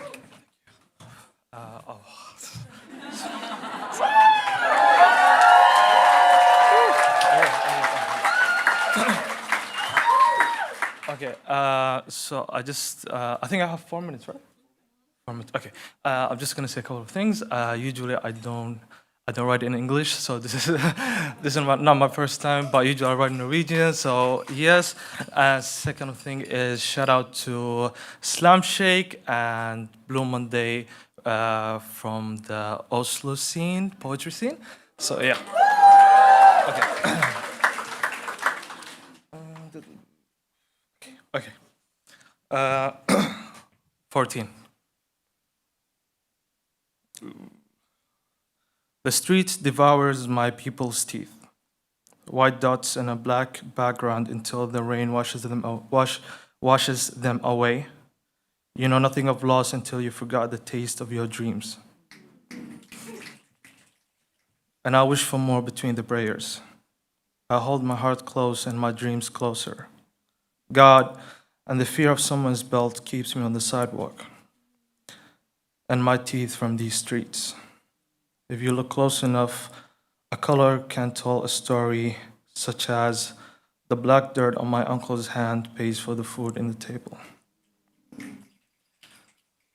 White is what my aunt thinks of heaven. White is also what the man wears when deporting my people. Red is the blood these streets will build on. Red is also love. And I love my people. Though I think true love is when you give up your teeth to someone else so they can bite their dreams. And I don't know if I will ever get there to give up my teeth.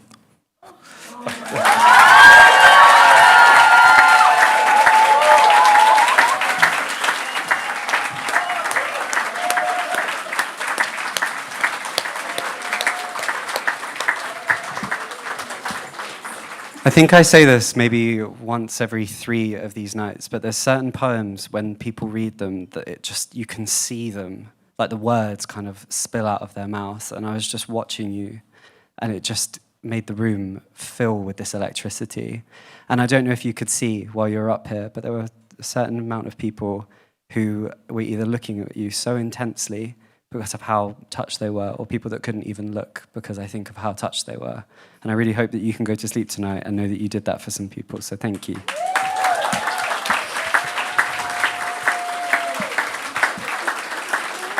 Okay. I think we're going to have time for about 3 more, just to manage some expectation there. Woo!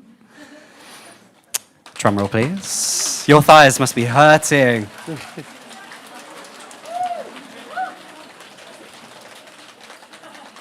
Please welcome to the stage, Venus.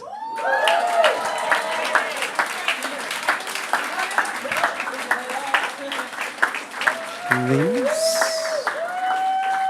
I cannot see some movement. Oh, you are there. Sorry, Venus. Sorry. No worries. Good luck. Hi. This poem usually has a backing track. I've never done it like this before. I'm very nervous. But yeah. Here. Thank you so much. Heavy eyes under bright blue skies and a yawn that follows every smile. You're so tired, like all the time. Struggle to hold down a conversation, so used to running low on patience, survival wrapped around your neck, hanging by a thread, bound so tight, blindfolded, hands tied, bodies frozen, in fight or flight. Heart beating but blocked from light, so you've lost sight of wrong from right, 'cause love in the dark is a threat to life, a system programmed to keep you alive. It said, if fear is needed for me to survive, then living afraid keeps me safe this time. It's by design, we're lost in time, can't leave the crime scene. There's no way out of Fear Street. And fear needs control, sold your soul, live a lie where the self hides so cold in the shadows, and you know, but still let a cowardly ego run the show. Trust is not the issue. The world's working against you, and they're all out to get you. Yeah, they're all out to get you.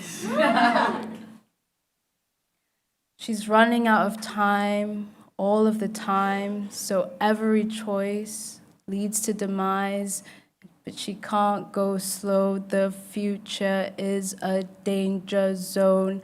Time's become a prison where she takes what she is given, and fate's become a curse, so now she accepts the worst, the back pain, the headaches, and constant heartbreaks, convinced her life must be a mistake. A mistake. A mistake. And I used to feel the very same way, waking up every day, drenched in unbearable pain, carrying baggage that was never mine to claim. And it was so heavy, living this collective lie. Distortions run through this hive, illusions that we keep alive, desperate demands at the hands of a mind tricked into believing there was ever something to survive. It's a collective lie. Go back inside, the self you must find. Get close enough to see this is but a dream. We are free. No need to be afraid. We are not the game we play to create. We must escape, and the rope is not a snake. The rope is not a snake. The rope is not a snake. Thank you.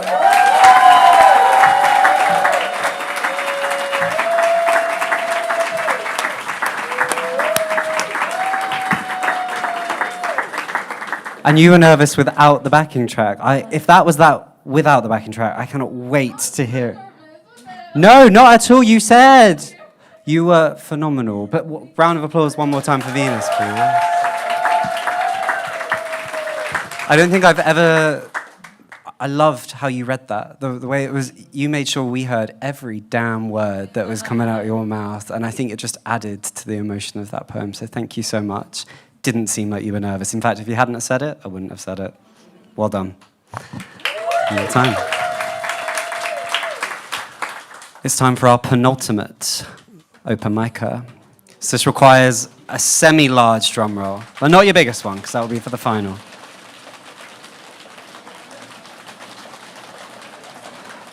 Please welcome to the stage, Avno, or Arno, if that's an R.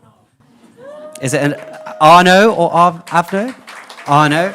Please correct me when you're up there. Keep it going. I'm really sorry if I read it wrong. Please correct me. You pronounced it right, don't worry. I'm not going to lie, my guy. You're not going to be the first one to butcher my name. Like, you're not the first and you won't be the last, so, you know. Yeah, I'm just going to read a poem. Yeah, I'll see how it goes. Don't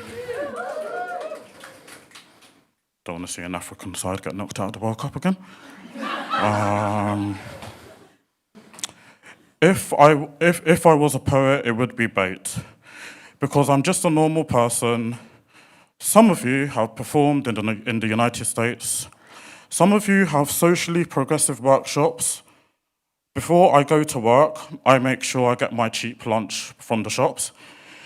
If I was a poet, these people would have clocked that I've been talking about them for a minute now. If I was a poet, it would be bait. Like some of you do free writes, and I don't even know when I'll be free to write. Where I'm from, who I am I even free to write? If I was a poet, it would be so bait. Like you would see me on more stages, but you don't, so you don't know me.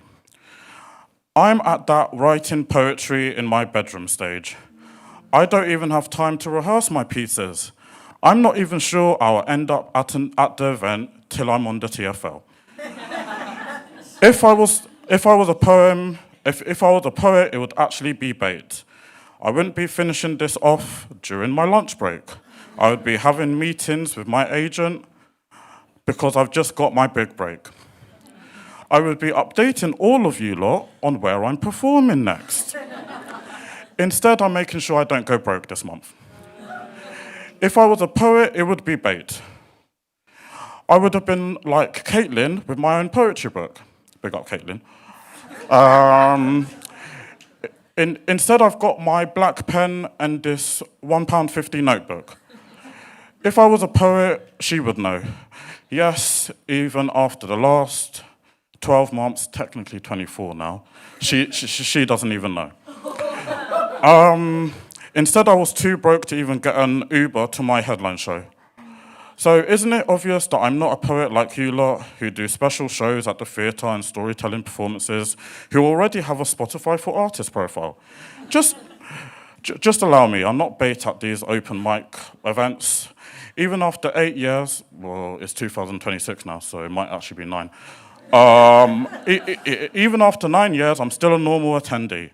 If I was a poet, it would be bait. Like, things would look more professional, but I'm not a content creator, I'm a contracts administrator, and I think for now, this argument is over. Thank you very much.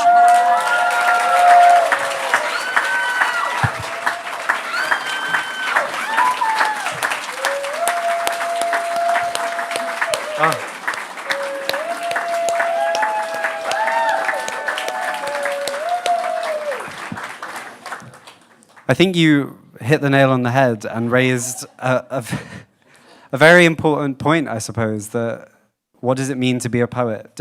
Are you a poet if you're selling out shows, if you're selling out, I don't know, stadiums? Or are you a poet if you wake up every morning and say, I'm a poet? And what did you say? That's very true. And I don't know about anyone else, but I'm not selling out stadiums. No. Well, thank you very much. One more time, please.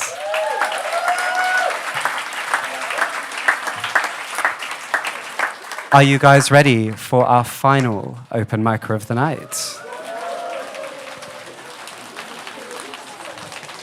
And actually, you can stop the drum roll for a second. I know if your name is not pulled and you are still in the hat, that you might be feeling a little bit disappointed.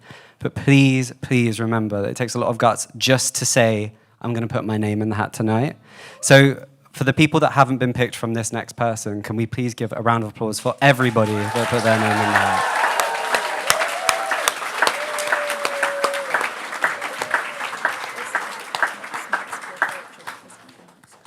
Oh. Bet you want to know what she said. Anyway, no, I'm just kidding.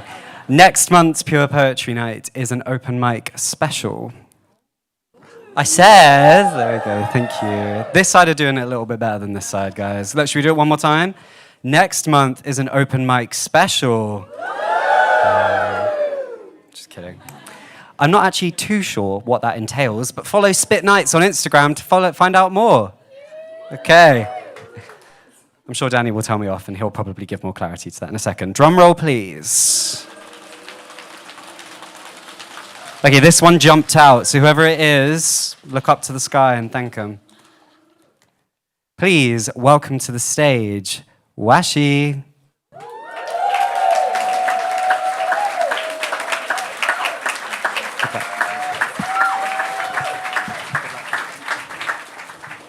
Hi, everybody. Oopsie, thank you. I was sort of deciding if I wanted to do a love poem or not. I'm not doing a lot of poems. Yeah. So I don't know if you guys have seen what's going on in South Africa, what was going on in South Africa this week. And I'm one person who grew up in South Africa, but I was born in Zimbabwe. So this poem is basically how it feels living as a foreigner. Okay. So I'm going to need your help. I need this half to sing the first line of Twinkle, Twinkle, Little Star, and then this half to sing How I Wonder What You Are. Okay, we're going to start. 1, 2, 3, this side. Twinkle, twinkle, little star. This side. How I wonder what you are. Perfect.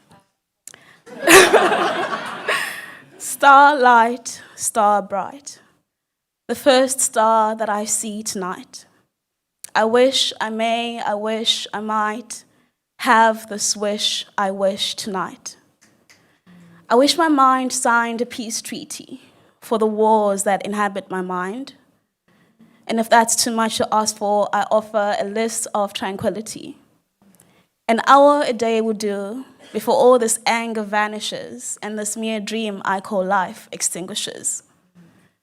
I realize that all I do is wish upon falling stars like fallen angels, how this nursery rhyme could never nurse my thoughts.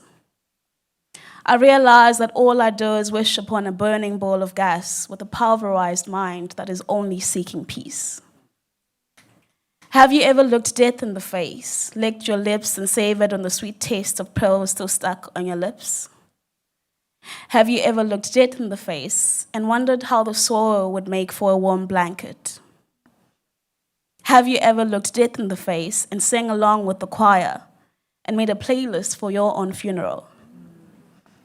Have you ever looked death in the face and heard the hymns of old women warning you, Atina Musha Panika? Meaning earth is not your home. Still, I come from a house of stone, in a headstone with only some fitting. Have you ever looked death in the face and ever been told that a rolling stone gathers no moss? My house of stone has hurt me the most.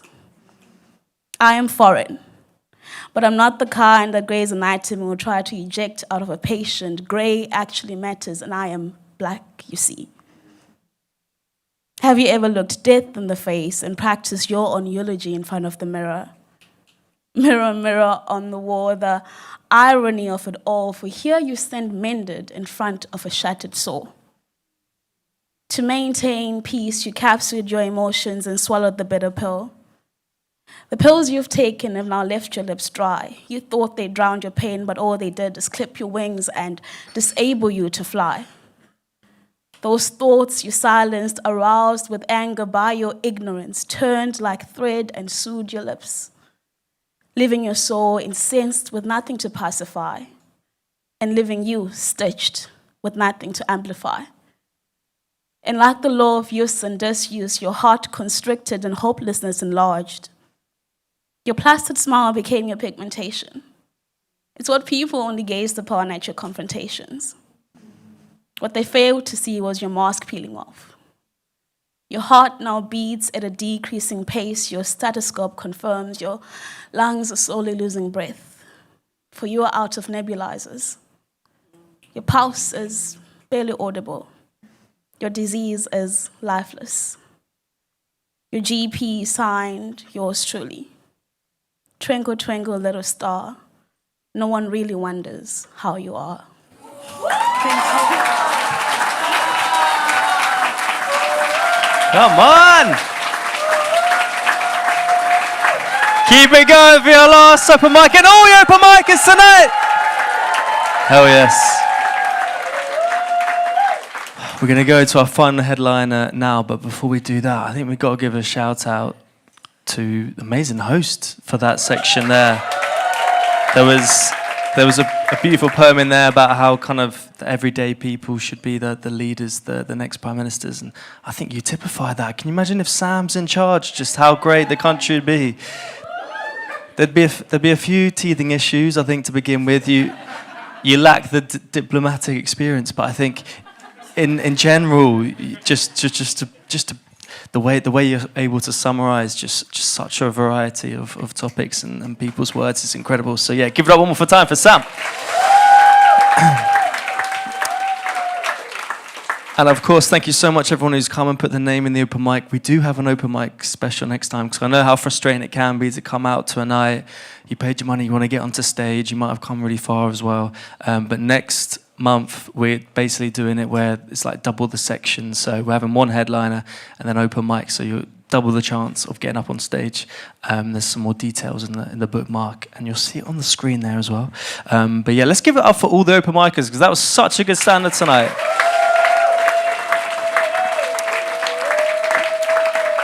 I remember when I don't perform anymore because I get so nervous and just can't really remember exactly what I'm performing. So many people there I know were quite new to it, and so many people more experienced as well, but just the kind of confidence and stage presence and delivery was just so good. So yeah, definitely going to be some people we invite back for more. Speaking of inviting back for more, we've had this next headliner 3 times already, and every time it just gets better and better. She's from Zimbabwe as well. Yeah. Did you know that before?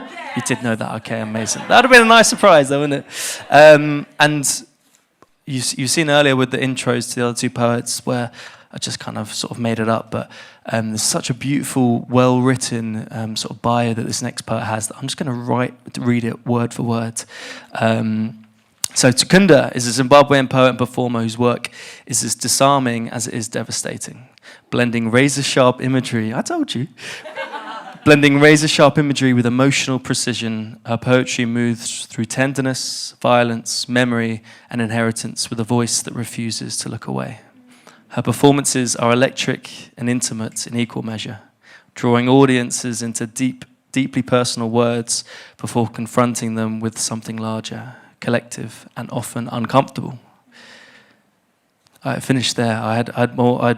Yeah, if that was the end of that bit, sorry, I had more words, but they were just mine. It was just bullet points. Yeah, I mean, if that's her intro, you know she's going to be good. I think a lot of people wonder, like, what's the difference between spoken words and poetry? And I think now you're going to find out. So please welcome to the stage, Takunda!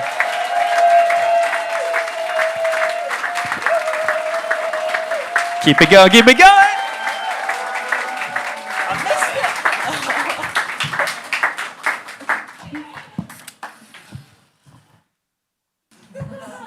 How are you people going to put 2 Zimbabweans after each other? You know South Africans will start rumors about us that we're even taking over London. Anyway, hi, my name's Takunda. Let's talk and get to know each other after the first poem.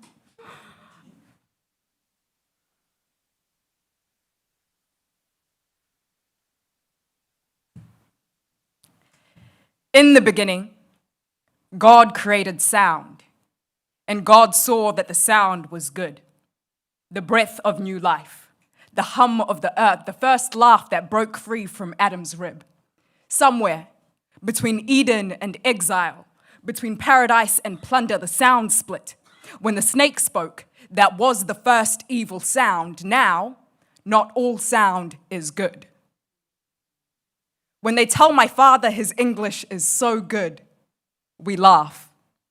When my mother tells me another patient refuses to be touched by her, we laugh. When they ask me if I go by a name that is easier to pronounce, we laugh. I used to think the laughter I responded with was a good sound, a way to keep the peace. I laugh to say I am not a threat. I laugh to say do not be afraid. I laugh to dull the edges of my body, soften the blade they already think I am. I laugh, not for a lack of words, but because I have seen how a shaking voice is mistaken for the growl of a predator when they have already decided we are something to be hunted. Most days, I do not know if my laughter is a consequence of my joy or just a poor attempt to look less like a weapon. Most days, I do not speak up, for I know anger on this skin does not wear forgiveness. I do not know how to stop the laughter that erupts out of me in moments of discomfort. I do know a quiet mouth can stop a war, but nobody tells you how much blood it takes to silence a battlefield. I am learning that not all laughter is a good sound. Sometimes it is just a mask, a cracking facade held together by the weight of a paper-thin smile. Sometimes I am my own Judas, with every laugh licensing my own burial, with every laugh handing them a shovel and calling it grace. I remember the Last Supper of my pride, when I laughed at a joke that shattered me in ways I cannot describe.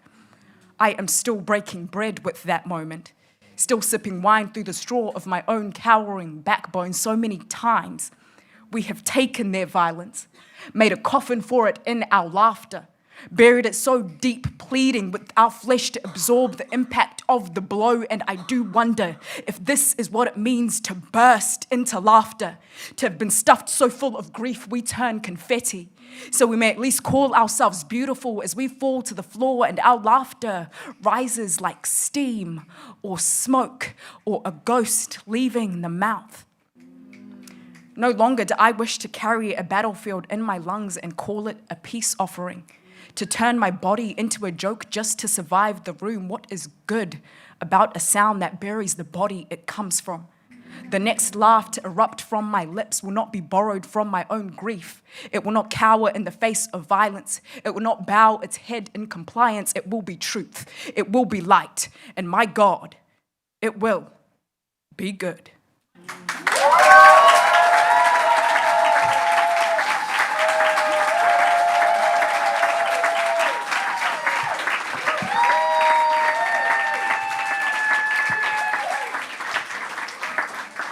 Thank you so much. I feel like I've been performing poems in front of people for a little while and it never gets any easier. It's still just as scary as the very first poem I ever read in front of people. So thank you for being so warm and kind. It felt like we were really in that performance together.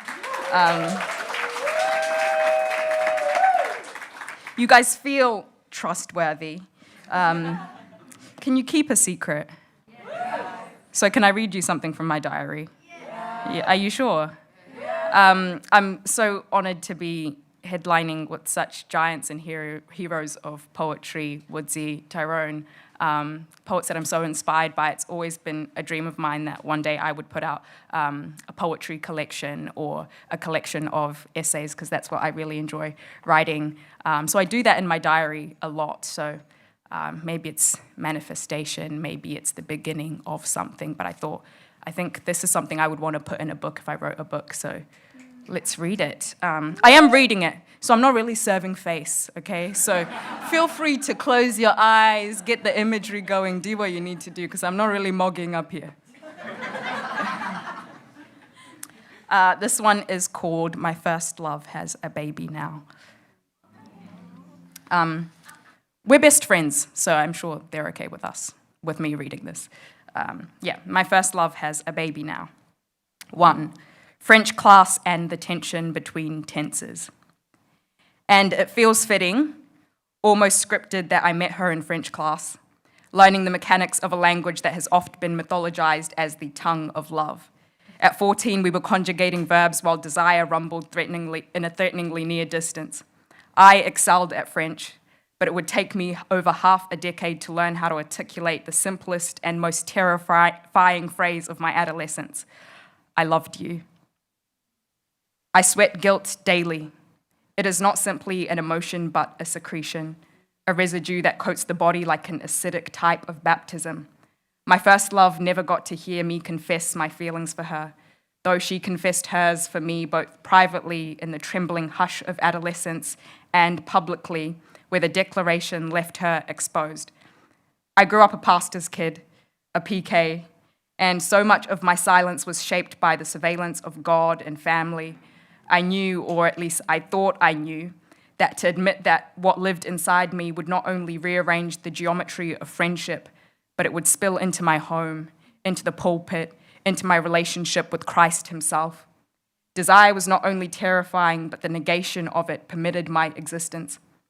In such an atmosphere, silence masquerades as safety, but in truth, it is its own violence. God, in ways I will never fully, truly understand, met my transgressions with absurd kindness, Soon after high school, she met the man who would become her partner, one of my dearest friends, who loves her with a kindness and gentleness that renders cinema fraudulent. He is devoted in a way that almost embarrasses art for trying to approximate it. And not long after, I too fell in love. For the first time, I allowed myself to enter the dangerous vulnerability of being loved back. And in that mutuality, I was transformed. Love restructured my very personhood. It altered the architecture of how I moved through the world. And yet, guilt does not bow to transformation. It does not depart simply because joy arrives. Guilt calcifies. It remains stubborn, like the marrow to bone. No fear I endured as a teenager was worth the cruelty of withholding myself from her. To deny truth and love is its own form of violence. She has forgiven me again and again, with a grace so relentless it leaves me both grateful and ashamed. But forgiveness offered is not the same as forgiveness received. I cannot unclench. I cannot let go of the whip in my own hand. Wimpish and cowardly, that is how I have always greeted love. I paraded this fear as restraint. I wanted to believe that I was disciplined, principled even, that I was waiting for the right one, the only one, the singular kiss, the singular partner, the singular covenant that would prove I had conquered longing. My cowardice, my silence, my wimpish fear did not erase her faith in love. She found a way to trust in it in spite of me, and I carry both relief and guilt like twin crucifixes across my shoulders. Relief because she was not obliterated by the damage I dealt her. Relief because her love still bloomed unruined. But guilt too because I cannot wash myself of the violence of my refusal, of all the years I starved her of the very thing she offered me so freely. Sometimes I look at her daughter and I think, perhaps selfishly, thank God she was able to love, to build this family, despite me. Maybe I am not as ruinous as I once feared. Maybe my silence was not an apocalypse after all. And maybe, this is the hardest confession, maybe I have been looking at it all wrong. Love is not a slow sharpening of a knife waiting to cut me. Love is not a guillotine suspended over my neck. Love's power to wound is not its essence. What if its essence is this instead? The capacity to bloom even from the most desolate soil. What if love is not measured by its ability to crush you, but on its insistence on growing anyway, through fear, through every cowardly silence that tried to choke it? Thank you.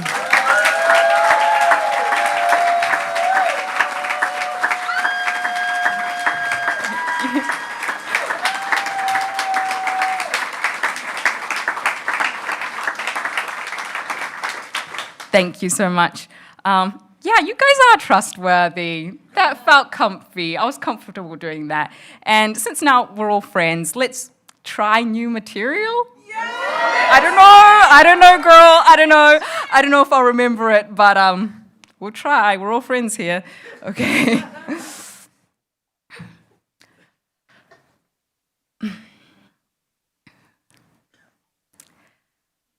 Pandaka tanga kukanganwa mtauro wangu. Ndanganchiri mwana mdiki. See, I'm already forgetting it. Okay. Let's try again. Okay. Pandaka tanga mtauro. Girl, what is this poem? Okay, no, okay.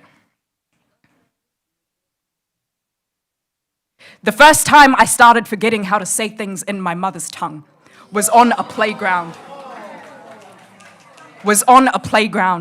Or in a classroom, desperate to sound more like the peers I wanted to call me a friend. Started teaching myself how to make my tongue more bird than bullet, something that could perch in another child's ear without scaring them into flight. That is to say, the most dangerous things begin in innocent places. Every forest fire was once a match just trying to keep someone warm.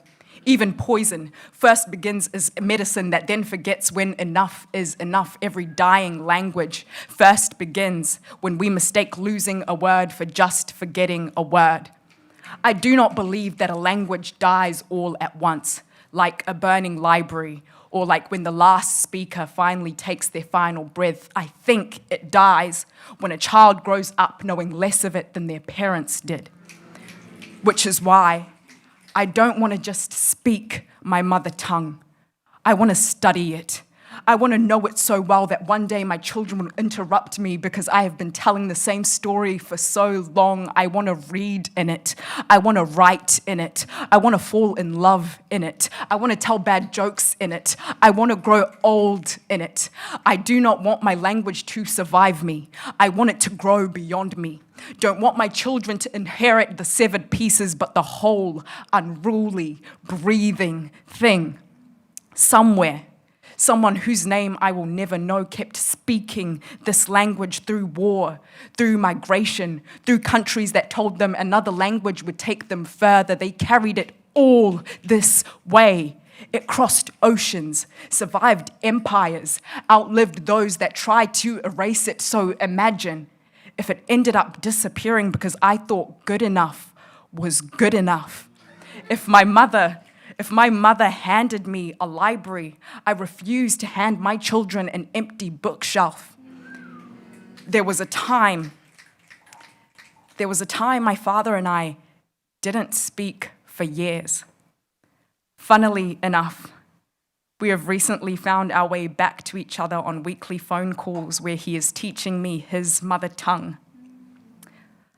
I do not know if we are rebuilding a language or rebuilding a relationship. Maybe they are the same thing. Maybe every new word is another room that we can finally stand together in. Maybe fluency isn't about remembering how to pronounce a language. Maybe it is about remembering how we can be returned to each other. Andiskuda kujaira kukangano, saka kurangarira, kuchatanganeni, and nezita ra Mwari harisi kuzogumiraneni. Thank you.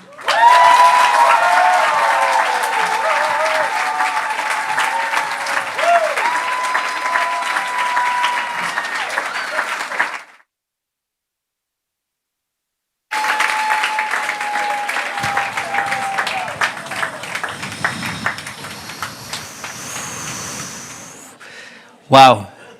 Takinda, I needed your help to do your intro. I now need your help to summarize that because there's no way I could do that justice. That was incredible. The amount of jaws on the floor then, and just that point that you tricked us all. You had me so good. We were all here supporting you. Go on, you've got this. And then bang, you're like, I had this all the time. I know I'm lucky enough to kind of be on the poetry scene, I guess, for about 3 years now. I know so many poets. There's nobody who could do what you've just done just then. Absolutely incredible. Let's give it up one more time for Takinda.